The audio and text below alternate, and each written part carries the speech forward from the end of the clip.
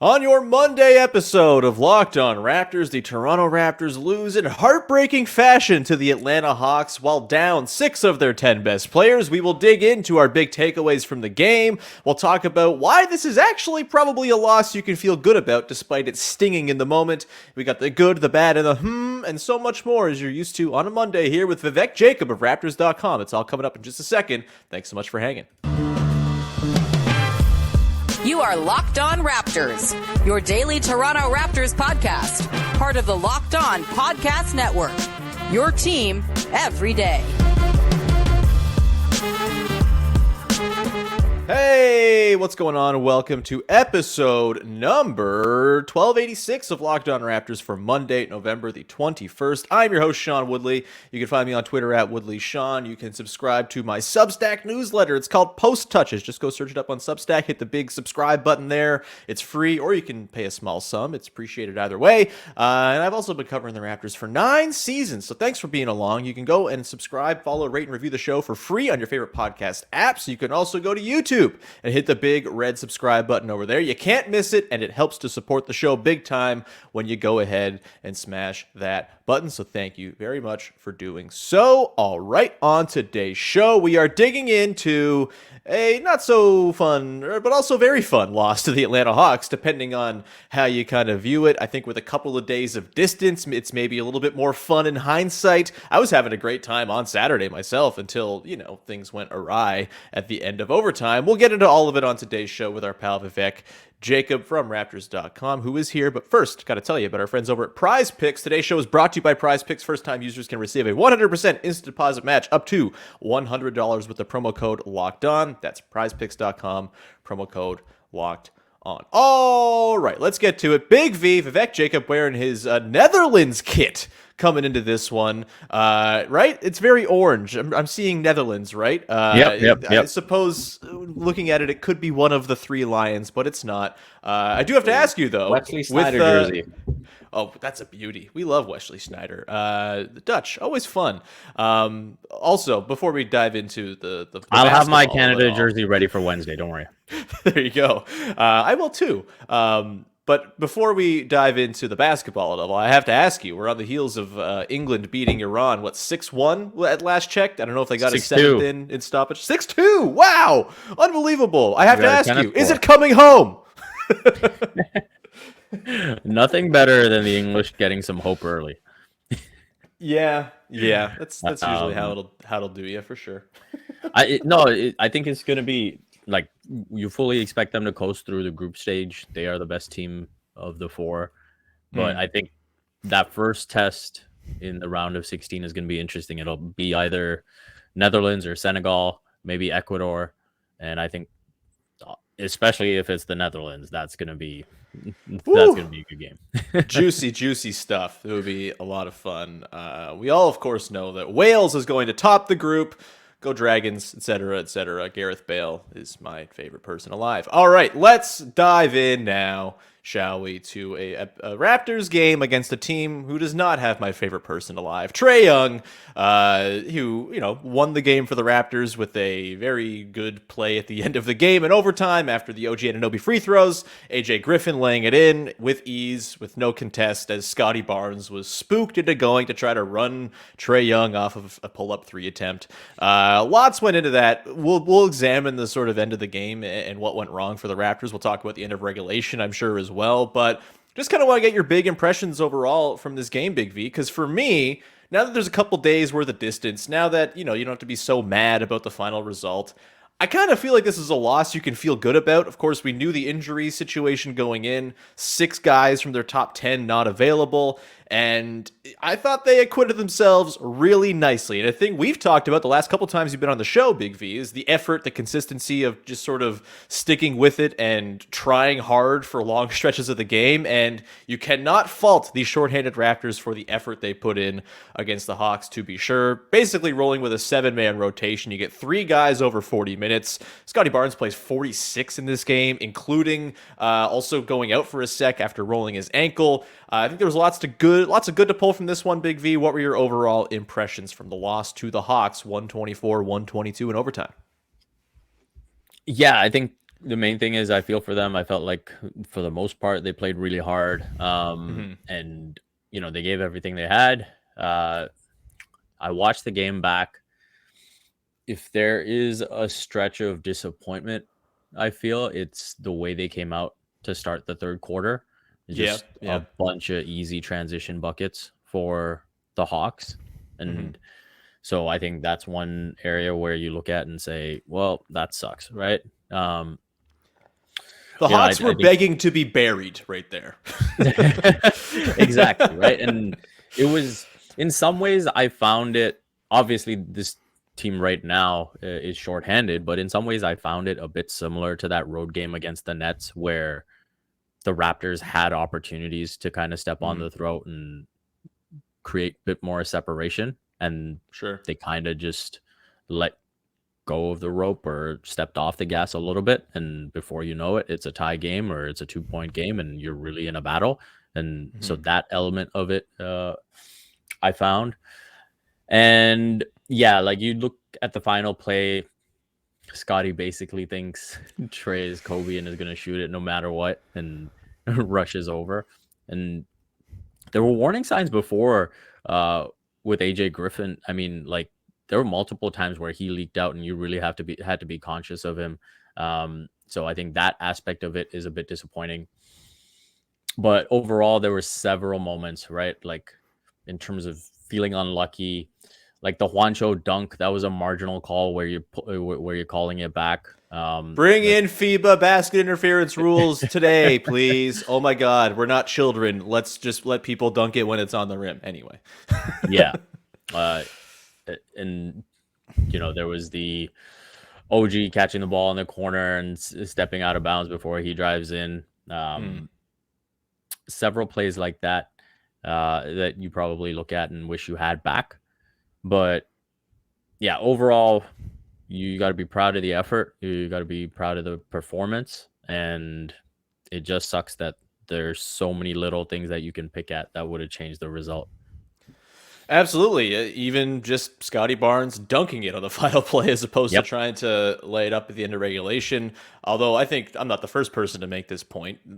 This was just after coming back into the game after leaving briefly, after rolling his ankle. You don't know if that affected his burst or his ability to go up or whatever. Certainly seems like it could have been baked into it, considering most of Barnes's missed shots in this game and struggles in this game came after he came back from going out with the injury. Credit to him for even coming back. I did not think we were seeing Scottie Barnes again in that game after he left, and I was feeling pretty upset and scared and sad about what his outlook was going to be. So I guess that's a silver lining, is that he came back and played.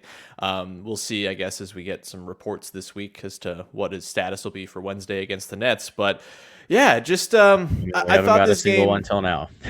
Not expecting that to change. We love it. I think this game really, for me, if anything from this game, I feel like it illuminated that the Raptors are a better basketball team than the Hawks at full strength. And I don't think there should be any worry about the Hawks as an opponent in the playoffs. In fact, I am begging for a 4-5 Raptors-Hawks matchup because I feel as though the Raptors might do to Trae Young and the Hawks what Trae Young and the Hawks did to the Knicks a couple of years back, which was expose them as fugazis. Because I don't see it with this Hawks team. And the fact that they needed the final play of the game to bring down the Raptors in this one is, I think, a little bit telling of sort of the quality of that squad. But as far as the final play goes, I don't even know if you can put all the blame on one person's shoulders squarely. I know Scottie's the one everyone's upset about. He sort of weirdly tracked Griffin and then totally left him alone to go and challenge that Trae Young shot. But also, why is Trae Young being granted free access? So it's basically one guy defending two guys 40 feet apart. That seemed a little bit weird. Why not just have your guys sit back and kind of like a gimmicky defense? Why even worry about the rebound? I guess you were worried about OG missing, but man, feels like there was a happy medium to find there with the way they covered that final play. But that said, I don't know how much I can really blame. They were largely just unprepared, right? The totally. Hawks had to play ready. You saw the screening action up top, and the Raptors weren't ready for that. And I think that's something where over the course of the game, the way they started the third quarter, all of that, if you were to group it all into one thing, it's the attention to detail, right? Sure. And so those little things where you sort of let it slip, lead slip, all of that, that's probably what I'd put it under. I'd also probably chalk it up to exhaustion. I feel like that has to be kind of figured in this as well. Like, not to, give guys passes or whatever, but again, like OG, Barnes, and Fred all play 42, 46, 44 minutes respectively. They not only were they playing heavy minutes, but they were doing everything, right? Like, forced to guard Trae Young, forced to run the offense. Like, those three guys had everything kind of flowing from them for 48 or I guess 53 minutes or whatever it was.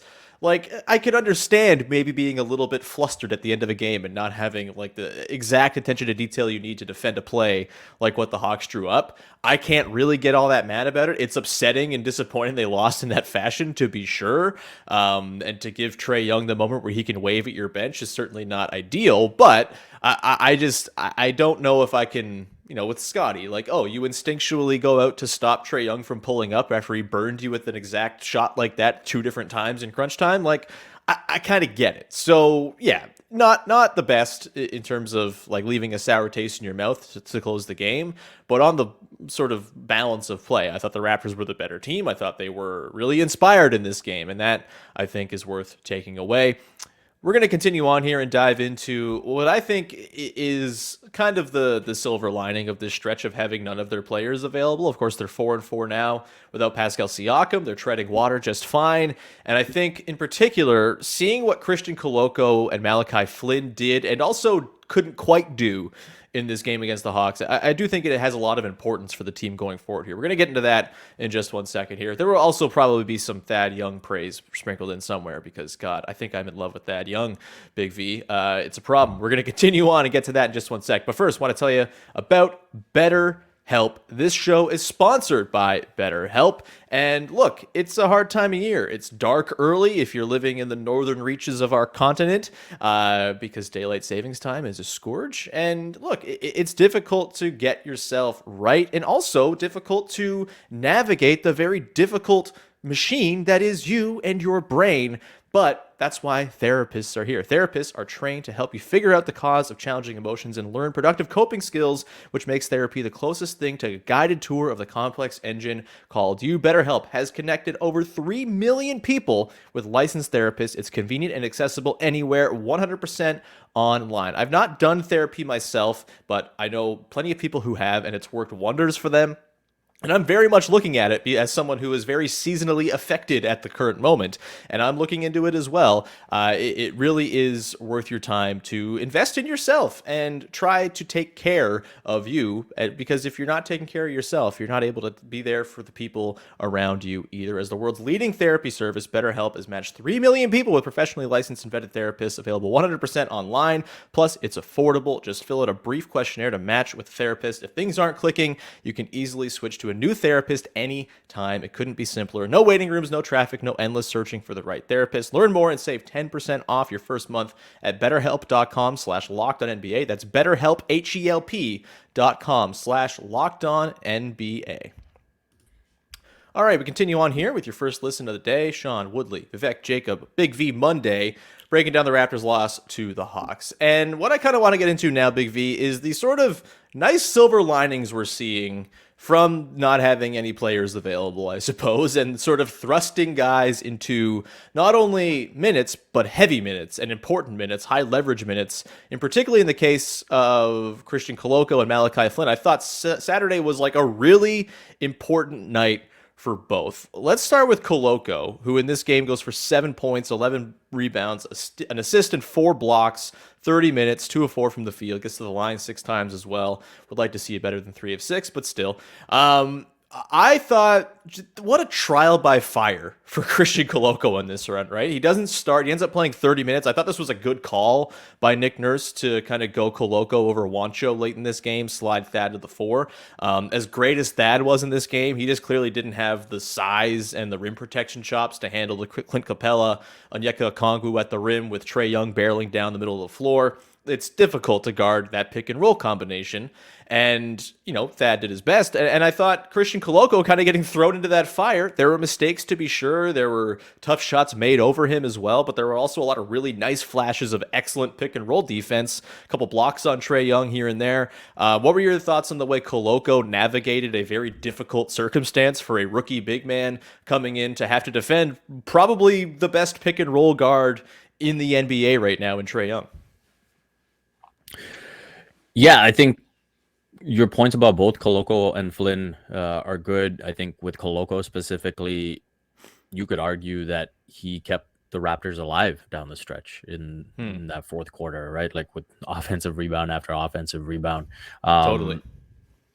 Sure, there was some of that miscommunication guarding Trae Young on screens, and you see him drop and Trae Young's going up for the three, stuff like that. He just needs experience, right? And I think these are the games that you look at and say long term, they're going to be a major boost for his career. He's going to learn from it. He seems to learn very quickly. And yeah, for the most part, I thought he held his own. I thought he did a really good job. A couple of those blocks that he had were really nice as well. So, and you expect that from him. So I think on the whole, he's going to have nights like these. He's going to have nights where, he picks up 5 fouls in like 10 minutes and 5 fouls in 30 minutes on Saturday. What is the progress, baby? Or, that matchup with Alperen Sengun where he was struggling. All those things are going to happen over the course of this season. And yeah, this is just about, I call it information gathering, where it's like you're just putting all this stuff together to know what this league is like. And he's definitely got the tools to take that information and grow from it. Absolutely. I think, you're only going to learn how to do this stuff if you are thrown to the fire, right? And I think, the circumstances are what called for it. I also think, he's probably the only guy on the team who you can trust to kind of be that really big, long rim protector deterrent who can potentially even guard pick and rolls with his length, kind of do the sort of toe the line type thing that we see a lot of the best bigs do. There's no one else on the team that can really match that skill set. No one else is that big. And so you're going to have to see it. There will be moments down the stretch of the season, I'm sure, where Koloko's called upon for a specific matchup for this very reason. And it was nice to see him get a shot in this one. I would imagine he probably would have gotten a shot if they were at full health as well, just considering he's the only guy who could kind of match up size for size with that team. But yeah. And the home game, we saw him start, right? And he looked very good in that one. Absolutely, yeah. He's the Hawks make everyone look good, I guess. Malachi Flynn, let's talk about him. 28 minutes for him, 7 of 12, 3 of 6 from downtown. Some self-creation going on, mid-range jimmies, all of the 9 yards, 5 boards, 3 assists, 2 steals, a +9 in this game, 17 points. Probably one of the best games we've seen from Flynn as a Raptor, I would say. It's not like, he's had some moments. He won a Rookie of the Month in the fake garbage time part of the season, all of that. But what were your thoughts on Flynn? And do you think he's playing himself into more of a regular rotation spot? We've been clamoring for steady backup point guard play on this team for a long time. Reasonable people can disagree as to whether or not like the Siakam Barnes duo is the answer to that, more so than a regular backup point guard. But really nice to see Flynn showing out the last few games here. He's been pretty consistent when he's been in there. Obviously didn't play on Wednesday in the game against, the Heat. But otherwise, he's been playing quite a bit lately. And I think the Hawks game was kind of his best. What were your thoughts on Flynn's performance? I think, if anything, he has done enough to get Nurse to be less stubborn about how he wants Flynn operating on the court. I think he's done enough on ball where, Nick's got to look at it and say, okay, there's times where I do have to just like let him cook. And I think, those few opportunities where he was able to, break guys off the bounce and pull up for that mid-range shot and knock it down. maybe that's something he wouldn't have had the allowance to do last season, where it was very much, hey, we only want you catching and shooting, pushing the pace when you get it off the glass, or, you're receiving an inbounds, whatever it is, that type of stuff. But I think he's shown that, he can get the ball. The Raptors can look pretty stuck in the mud in the half court, and he can get you a shot. And so I think Nick has got to be a little less stubborn in terms of the role that he envisions for Malachi Flynn, and saying, hey, getting the best out of Malachi can also help get the best out of this team as a whole. Absolutely. And I think, I do think we've seen the Raptors maybe run a little bit more pick and roll this season, considering the arrival of Koloko, the fact that Trae Young's good on the dive, the fact that, it just seems like the obvious way to try to, grease the wheels of your half-court offense. We know the Siakam-Fred pick and roll is always going to be a thing they run. And if it's part of your identity a little bit more, not to say that they're a full-time pick and roll team or anything like that. They're not the 7 seconds or less Suns where it's spread pick and roll every time down. But, the fact that they're doing a little bit more, I think kind of gives a little bit more in terms of opportunity for Flynn to get comfortable within games. I think I've said on this show that Christian Koloko might save Malachi Flynn's Raptors career, considering there's now like a pick and roll partner for him to operate with.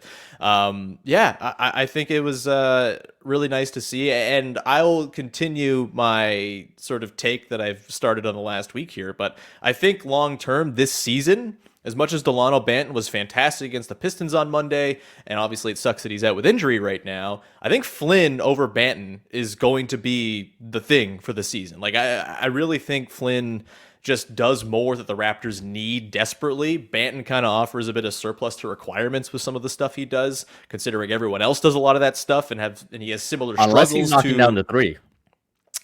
See, I just don't buy the three. I guess that's, a couple of nice 3 for 7 stretches. That's cool. But he also goes 1 of 6 in the game on Wednesday. And I do think, I just don't trust the stroke. And I think Flynn's got a way more established track record of being a 3-point shooter, even though he struggled in his career. It just looks better. I was just going to say, does he? Yeah, I mean, Captain 45 true shooting or whatever from the last couple of years. But no, I do think the shot just looks better, and it's a little quicker, and I trust it more than I trusted with Banton. And, Flynn can kind of hang on defense, which to credit him, he did a good job with that a couple times on Trae Young, one-on-one. Like, I thought it was a really nice game all told from Flynn on both ends. And I really think that he's playing himself into consideration for rotation minutes when they're even at full health. It's just, I can't believe I'm saying this, considering I've been totally out on the Flynn bandwagon for like 2 years now, but he is certainly playing at a level where he's worthy of minutes at the moment, and that's great to see. Last note on the sort of idea of this being a positive time for the Raptors to kind of figure things out that will end up benefiting them later once they're fully healthy, ideally. We saw OG and Scottie carry a massive creation burden in this game. And for the most part, it was really effective. I know Scottie struggled at the end of the game, but that shouldn't undercut how excellent he was, I would say, during the first 3.5 quarters until he went down. And then OG, I mean, the dude is just a walking paint touch. He is incredible. You get him going downhill, there's not really a whole lot you can do, and it feels like he's starting to understand that more. Quick thoughts on OG and Barnes and the way they handled this extra creation burden. We'll get into the next segment in my a reason why I'm a little bit concerned about, or not concerned, but like excited for the return of Pascal Siakam as it relates to OG and Scottie. But for now, they're doing a pretty damn good job kind of filling in with the massive creation burden without Siakam. What say you on that? Yeah, I think with Scottie, it's been a bit of a process for him understanding what this team needs without Siakam, how the defense is playing him without Siakam, and responding to that. And I think he's continued to learn and grow in that role. And we've seen, especially these last couple of games, him really thrive in it. Atlanta's defense notwithstanding. But I think with OG, you can see it. It's like there is a bit of that coming together of, as opposed to the Raptors really trying to funnel him into a role that he's not entirely comfortable with, he's looking more and more like, yeah, this is something I want to do. This is something I can do. And Mhm. I think there's more conviction in what he's able to do off the bounce, and he's getting to the rack. And man, those drives where he's finishing with the left, there was the one where he like it looked like he was stuck, and then all of a sudden he's finishing with an up and under. Yeah. And so those finishes are really exciting. And you're right. Pascal comes back. That is going to open up so much more for these two. But within, them growing long term as well, I think these are important reps. I think they're getting better at it, and that's what you want to see. I would also say, too, what's the biggest concern we've had a lot in the last couple of years is Pascal and Fred play too many minutes. They're asked to do too much. They can't survive without them on the floor. This is setting the Raptors up to be able to more effectively stagger. If you have OG and Scottie comfortable running the offense, which they were really, really good at for long stretches against the Hawks, and like taking it upon themselves to do so, that's going to benefit those in-between lineups a whole lot more. And I think, again, health is a huge question with this team. We never know if they're actually going to be fully whole ever, because it's just impossible, it seems, to get everyone healthy at the same time. But it's just I think there's going to be a lot of cohesion between like the second units, starting units. Like it just feels like you're going to be able to blend these rotation, decisions together really well. Find good in between lineups. You should never really have more than 2 or 3 of your starters off the floor at once as a result. And this can only mean good things, I think, down the line, as Scottie and OG again are kind of getting thrown to the wolves a little bit and performing pretty well overall. Obviously, OG more consistently. Scottie coming around the last couple of games here, I thought he was really, really great up until he rolled the ankle and things kind of fell off after that. But let's continue on here. We're going to go back on the other side. We're going to get into our good, the bad, and the from the game against the Hawks, the way we close out all these game recap shows. We'll do that in just one second. But first, I got to tell you about our friends over at PrizePicks, who have made daily fantasy sports super fun, super easy, super accessible. It's not fun to play daily fantasy up against some sort of shadow expert where you don't know what the team is you're playing against is, and you're just kind of at the whims of, I don't know, the ghosts of fantasy sports. It's silly. Instead, PrizePicks has made it so you're just competing against the projections, baby. That's really all it is. They set a number for whether a player is going to score more or less than a certain point, or a certain number of points, or a certain number of steals, rebounds, whatever the stat might be, and you just got to say whether that player is going to get more or less. You can put 2 to 5 players in your entry, and if you win on all 5 players, you can hit 10 times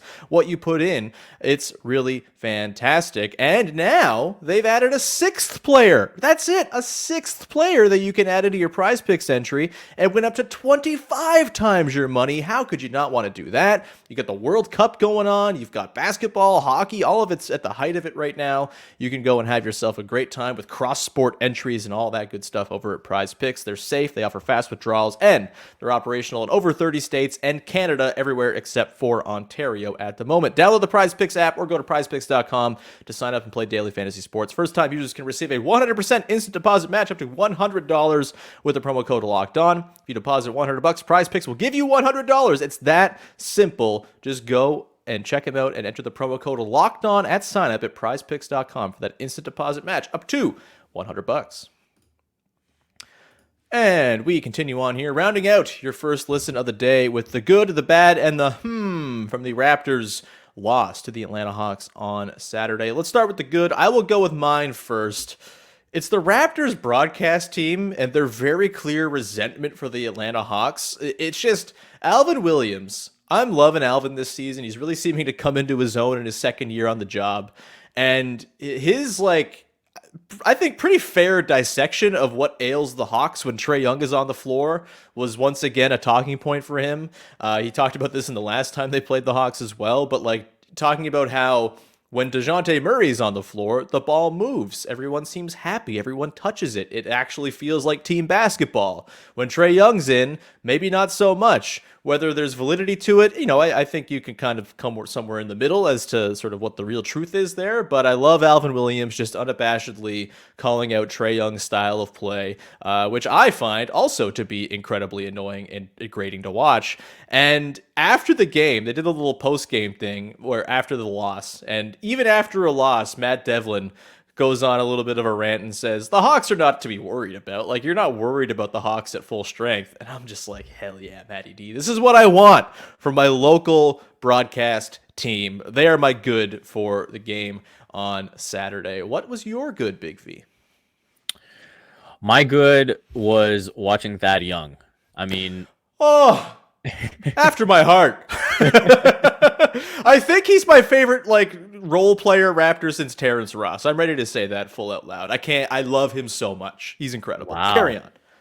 Okay. Yeah. No, I think he's just playing incredible basketball, like, and much needed with the way the injuries have come on. We were all kind of asking questions those first few games when he's getting the DNP CDs, wondering what's going on. We remember how well he played for the Raptors down the stretch of last season. And now you're seeing it again, and maybe even better. And I think I criticized the third quarter, but he was excellent, right? He was just making plays all over the place, whether it was, an air ball three that he anticipates and he catches and puts it back up, whether it's the Raptors blowing up an opportunity or blowing an opportunity in transition, and the Hawks are going the other way, and he's able to pick them off again. All these little things he's doing. There was the home game before this. He's diving on the floor for a loose ball.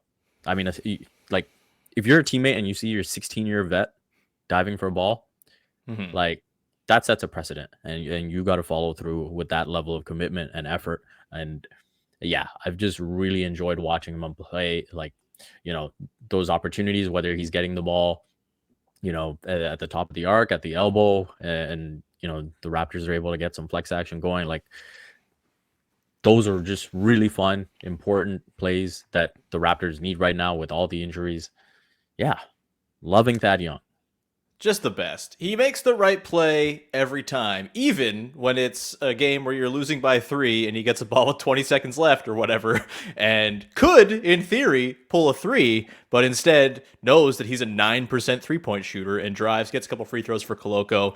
Maybe you would have liked to see him pull the 3. I think it was probably the right call, considering he hasn't made a 3 in what seems like the entire season, which is, I guess, the one drawback. But that's the beauty of Thad Young. It's beautiful, threes or not. He's just incredible. Like the cutting, like he had the one play where OG flashed to the nail and Thad just had a little 45 cut from the left and OG hit him for the beautiful little reverse finish. It's such beautiful basketball when Thad's on the floor. We love Thad Young. He's incredible, and I can't say enough good things about him. Let's go to the bad. I want to add about Thad. Yes, let's add about Thad, please. And, I think to an extent we see where Nurse can be a bit stubborn in terms of his philosophies, in terms of what he wants out of his players. But we've also seen, say, for example, if Chris Boucher's in the doghouse last season, the way he can fight his way out of that and create a great role for himself. Now you're seeing Thad get the DNP CDs at the start of the season and now look like there's no way you can leave him out of the rotation, right? Absolutely. And so for any of the young guys that are looking at the Raptors and saying, oh, I don't know how I can crack this rotation, Nick's just not giving me a look, there's ways to do it.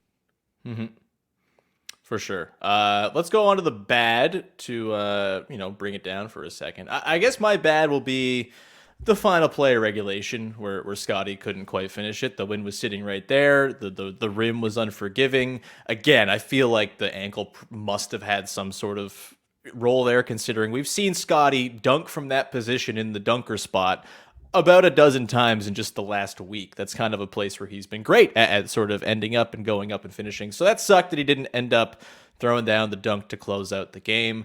I do also think it sucks because I would imagine lots of folks tuned into that game just in crunch time as it was getting nutty and saw the Scottie miss and was like, oh, well, Scottie's the sophomore slumps here. And like, it kind of gave me vibes of like Pascal missing all those late clutch shots in the Tampa season and everyone judging his season based upon that. I hope it doesn't happen with Scottie. It would be very silly if it did, but just what a bad time for that to happen, considering the strength of the bulk of his performance before the end of regulation and overtime. So a bit of a bummer there. Just go up and dunk it, Scottie. It's cool, man. Dunks are great.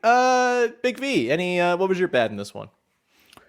So, I mean, just quickly on your Scottie point, I'll say that it's incredible how sports works, how basketball can work. Like, he has the incredible final 30 seconds of the first quarter. He gets that buzzer-beating layup that, he gets the goaltend call on at the end of the second quarter. Was it the third quarter where he got to the line as well? The huge battle for a rebound and got fouled. Yeah. And it's like he would trade all three of those just to get the one to win it at 100%. The end of the fourth, right? And it's like, that's just the way it goes sometimes. And so I thought that was just really unlucky and kind of just like poetic how sports and basketball can be. And yeah, for me, the bad, I think the transition defense the last few games has been a concern for me. Again, you make a valid point in terms of exhaustion, in terms of, a shorthanded team trying to, just keep it together. But if I go back to the start of the third quarter, that is not a stretch where you expect to see fatigue be a factor, right? You're just coming out of the half expecting to start strong with your main guys. And so that was a big letdown. The number of easy baskets that came in that stretch was really frustrating. And, when the Raptors played the Heat, Kyle Lowry was like, hey, good teams are able to enforce their style of play, right? And I just feel like if you were to put the injuries aside for a second, the Raptors on this season have not been able to consistently enough maybe maintain that identity. Sure. A rebuttal for you, Big V. A rebuttal. I just pulled up Cleaning the Glasses numbers for transition defense. The Raptors are currently number 1 in points allowed per play. 108.1 in transition, which is incredible. The next best team is Charlotte at 110.6. So better than 2 points separate them at number 2 in their transition defense efficiency. Beyond that, the Golden State Warriors are at 111.7. Then the Kings are 4th at 115.6. A full 7.5 points worse. The difference between 1st and 4th, which is really nutty. So not check great, obviously. Yeah. This includes the Hawks game. Not so hot in the most recent game, but on the whole, at least it's not a trend that is coming back to roast them or anything like that. I needed, it was a good stat. Number 1 in transition defense is very good. That's important. Let's get to the disappointed with what they showed in the third quarter. Yeah, that's totally fair. It's totally fair. Look at me. Sorry, I took the big picture of you again. I know I'm a loser. I'm just insufferable. It just never stops with the "it's fine" discourse. Let's get to the game, not the season. Yeah, you're right. Yeah. Let's get to the very quickly. Mine is just OG's 3-point percentage. Just keeping an eye. It's at 34.7% right now. And I think this illuminates just how bloody important Pascal Siakam is because, OG we know is a knockdown 3-point shooter for the most part, but whenever his creation burden ratchets up, the 3-pointers go down, the legs aren't quite there. He was 0 of 6, I think, in the game against the Hawks. Not what you want, of course. That said, it's not like it's the end of the world because Pascal will come back and those shots will get a whole lot easier, but I do think it speaks to sort of the next level. If there is another level there that OG can take as an offensive creator, it's kind of maintaining the 3-point efficiency while also having the ball in his hands a ton. It's very hard. It might not happen. It's very hard to do, but just wanted to note that as a little with Pascal Siakam hopefully on the way back soon. Maybe we see a bit of an uptick in the 3-point shooting from OG as he struggled a little bit lately. Big V, what's your to round it out? My is this, by the way, I love how awkward and terrible it sounds when you have to say the part. It's the segment is really doing exactly what I intended it to do. Carry on. Let me say it again. My is wondering whether this hobbled stretch is going to look a bit like that 2019-20 season where you had Kyle Lowry go down, Serge Ibaka go down, and you're looking at the bench saying, Nick hasn't played any of these guys. Yep. And you discover Rondé Hollis-Jefferson. You find Chris Boucher getting into a groove, and a lot of fun stuff that came with it. And so you look at this stretch now, the way Thad Young has got back into the rotation, Malachi Flynn showing glimpses. Delano Banton had that great game against the Pistons. Is there going to be, that opportunity where when this roster is healthy, Nick is going to be able to look at what is happening in a specific game and say, yeah, I know that Delano is the one to help me here. I know that Malachi is the one to help me here. And I think that is going to be something I'm watching for once everyone is healthy. I am totally with you there. I feel like, Nurse talked about, I think at the start of the season, about how he'd like to sort of use the back end of his bench differently depending on what the matchup calls for it. And that didn't seem terribly possible when he had 8 guys, 7 guys you could trust. But if you have 11 or 12 guys you can kind of go to and know that they bring a certain skill that is tailored to a certain situation, that's one of them good problems is, oh no, how do I play all these guys every night? Maybe you don't, but you have pockets where you can get them into games and hopefully get some success. I think that's a good call. I would not be shocked if we end up looking back on this stretch as sort of kind of what I was talking about in the second segment, frankly, is this ultimately a good thing? They've weathered it pretty well. You hope Siakam's not too far off.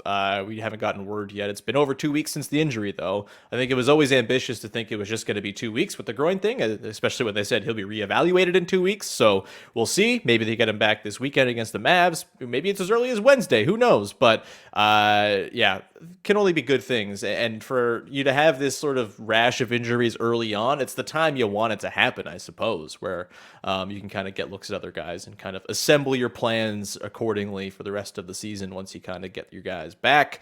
And hopefully, and you're in a stretch of 3 games in 9 days right now. Oh, it's nice. It's very nice. It's very, very relaxing, I will say. Having to, just a little break from games every single night because it seemed like there was for a while there. We're going to round it there. Thanks so much, Big V. This was a lot of fun, as always. Good people out there. Where can they check out your stuff? What you got cooking? I know you got lots right now as the World Cup is going on. Yeah, so usual stuff at Raptors.com. But in addition to that, there is World Cup coverage that you can find at CTV, news.ca. And yeah, I'm juggling both for the next month, so it's a fun time for me, and hopefully you guys will enjoy the coverage. And you can find everything I'm doing on Twitter at Vivek Jacob. Go do it. You can find me at Woodley Sean. You can subscribe to Post Touches, my new newsletter. I will have a post this week. I know I said I would last week and didn't. I got busy, okay? But I'll be talking about Thad Young at some point this week because I am so head over heels all up about that Thad. So we'll have that later this week. You can find the show on your favorite podcast app, subscribe, rate, review, all that good stuff. You can go to YouTube, hit the big red subscribe button. That's much appreciated when you do that as well. And we will wrap it there. Go make your second listen of the day. Locked On Sports Today as Pete Bukowski breaks down the biggest news in the sports world each and every morning in 22 minutes or less. It's a wonderful, wonderful show for you to go check out. So do that. We'll round it there. Have a good one, everybody. Bye-bye. Hup, Holland, hup.